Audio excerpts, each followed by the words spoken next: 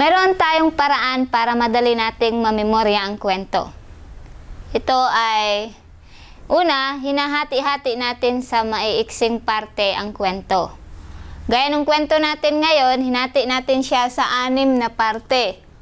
Una, yung unang parte niya ay tungkol kay Zacarias.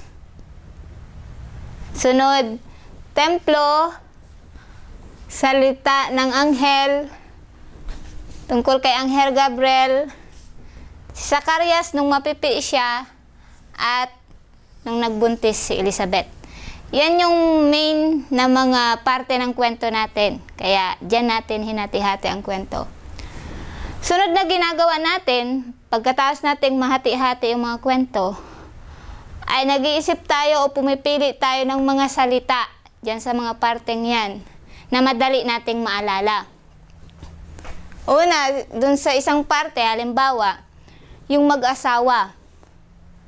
Yung mag-asawa, tapos may takot sila sa Diyos, matanda na walang anak.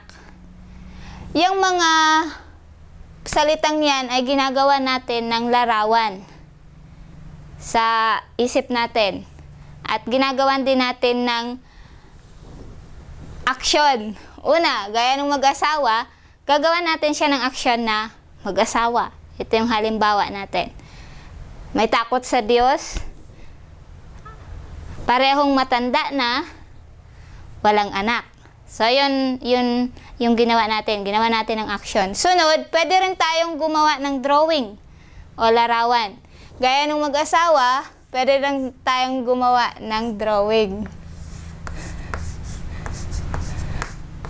Yan. Para lang maalaala natin yung kwento kapag nakikita natin itong drawing, ginagawa natin yung action, o nakikita natin itong salitang ito.